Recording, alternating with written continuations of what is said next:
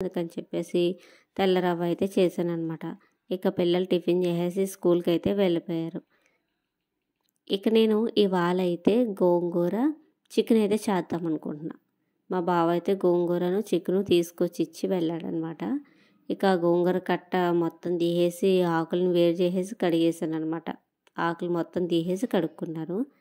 ఇక చికెన్ అయితే 1/2 కేజీ అయితే తెప్పించాను.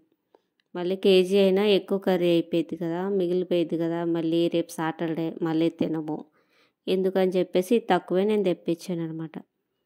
అదేంటి చికెన్ తింటున్నారని అనుకుంటున్నారు కదా, మొన్న వీడియోలో కూడా నేను చెప్పానండి. మాకైతే బర్డ్ ఫ్లూ లక్షణాలు కోళ్ళకైతే ఏం లేవంట, అందుకని నేనైతే చికెన్ తెప్పించాను అనమాట. చికెన్ అయితే ముందుగా శుభ్రంగా చిన్న చిన్న పీసులు అయితే కట్ చేసేసాను.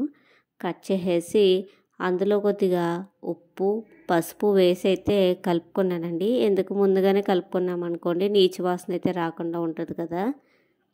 నేను గోంగూర ఏం చేశానంటే పచ్చి గోంగూర ఉంటుంది కదా, మనం పచ్చి గోంగూర ఆకులు ఉన్నాయి కదా, వాళ్ళకు ఉడికించలేదు. చాలామంది ఉడికించి వండుతారు. అలా కాకుండా పచ్చి గోంగూరనే మిక్సీ వేసేసి మెత్తని ప్యూరీలా అయితే చేసేసుకున్నాను అనమాట.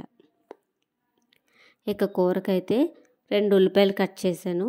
ఒక టమాటా కూడా కట్ చేశానండి. ఎందుకంటే టమాటా ఆప్షనల్ అనమాట, మనకి ఇష్టమైతే వేసుకోవచ్చు, లేకపోతే లేదు.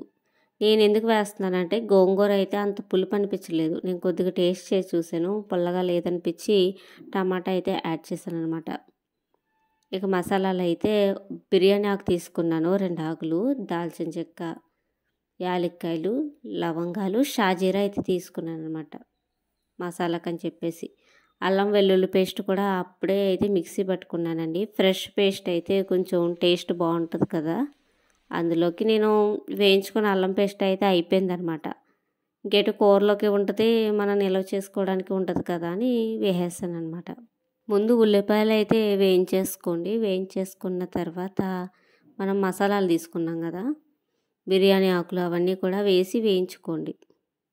అవి కూడా లైట్గా వేగాక కొద్దిగా అల్లం పేస్ట్ వేసుకోండి. వేసుకున్న తర్వాత మనం పసుపు ఉప్పు కలిపి పెట్టుకున్నాం కదా, చికెన్ ఉంది కదా, ఆ చికెన్ అయితే వేసి కొంచెం కలపండి. కలిపేసి ఒక్క 5 మినిట్స్ మగ్గనివ్వండి.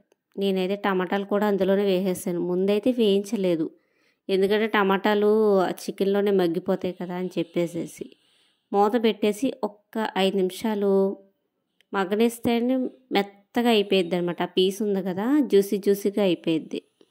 అలా జ్యూసీగా అయిపోయిన తర్వాత అందులో కొద్దిగా పసుపు ఉప్పు కారం, ముందుగానే పసుపు వేసినా నేనైతే కొద్దిగా పసుపు కూడా యాడ్ చేసుకున్నాను అనమాట. అలా ఉప్పు కారం కూడా వేసేసి కొద్దిగా కలిపేసేసి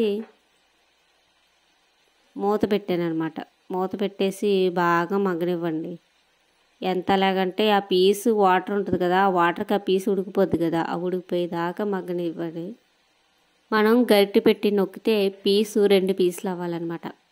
అంతవరకు మగ్గనివ్వండి. మగ్గిపోయిన తర్వాత మనం మిక్సీ చేసి పెట్టుకున్న గోంగూర పేస్ట్ ఉంది కదా, ఆ పేస్ట్ అందులో వేసేసి బాగా కలిపేసుకోండి. ఒక్క నిమిషం మొత్తం కారం ఉప్పు అవన్నీ కూడా గోంగూరకి పట్టేలా బాగా కలపండి. కలిపిన తర్వాత వాటర్ పోయండి. ఈ టైంలోనే సాల్ట్ కూడా చూసుకోండి. ముందుగానే మనం కొద్దిగా సాల్ట్ అయితే వేసాం కదా, ఇలాంటి టైంలో ఒక్కసారి సాల్ట్ అయితే చెక్ చేసుకోండి. తక్కువ అనిపిస్తే కొద్దిగా అయితే యాడ్ చేసుకోవచ్చు. నేనైతే ఒక 1/2 గ్లాస్ అయితే వాటర్ పోసాను అనమాట. ముందుగానే పోసి సరిపోయిద్దిలే కానీ అనుకున్నాను, కానీ 1 గ్లాస్ అయితే వాటర్ పోయండి సరిపోద్ది. ఎందుకంటే గోంగూర కూడా ఉడకాలి కదా, అందుకని చెప్పేసి. నేను పచ్చి గోంగూరతో అయితే చేస్తున్నాను, కానీ చాలా బాగుంది, చాలా టేస్ట్గా ఉందన్నమాట. ఎందుకంటే మనం ఏది చేసినా సింపుల్ పద్ధతిలో పని చేసుకోవడం చూసుకోవాలి కదా. మనం సింపుల్గానే అయిపోవాలి, అలాగే టేస్ట్గానే రావాలి అనుకుంటే చిన్న చిన్న చిట్కాలు పాటించామనుకోండి, మనకి తొందరగా పని అయిపోయింది, టేస్ట్ కూడా బాగుంటుంది అనమాట. ఇక బాగా దగ్గర పడిపోయింది కదండి. బాగా దగ్గర పడిపోయిన తర్వాత ఒకసారి కలిపి చూసుకోండి. మనకి కర్రీ కానీ గ్రేవీ బాగా పలచకొచ్చింది అనుకోండి, కాసేపు ఉడికించుకోండి. ఉడికించుకుంటే థిక్ అవుతుంది కదా. బాగా కొంచెం దగ్గర పడిన తర్వాత అయితే దించేసుకుని సర్వ్ చేసేసుకోవడమేనండి. గోంగూరలో ఎక్కువగా ఐరన్ కంటెంట్ ఎక్కువ ఉంటుంది కదండి. ఇలా చేసుకోవడం వల్ల మనకే కాదు పిల్లలకి ఐరన్ కంటెంట్ వస్తుంది, మనకి కూడా ఐరన్ అనేది శరీరానికి బాగా లభిస్తుంది కదా. ఇదేనండి ఇవాళ వీడియో అయితే. ఒకసారి ఇలా ట్రై చేసి ఎలా వచ్చింది అనేది నాకైతే కామెంట్ చేయండి. నేను మొదటిసారి చేస్తున్నా, చాలా బాగా వచ్చిందండి, చాలా ఈజీగా కూడా అయిపోయింది. మీకు ఒకవేళ మసాలా యాడ్ చేసుకోవాలనుకోండి, మసాలా పొడి ఉంటుంది కదా, ఒక్క స్పూన్ అయితే యాడ్ చేసుకోవచ్చండి, ఎక్కువైతే యాడ్ చేయకండి. చాలా సింపుల్గా అదేవిధంగా చాలా టేస్టీగా అయితే గోంగూర చికెన్ అయితే రెడీ అయిపోయిందండి. ఈ వీడియో మీకు నచ్చితే లైక్ చేయండి, ఛానల్ అయితే సబ్స్క్రైబ్ చేయండి.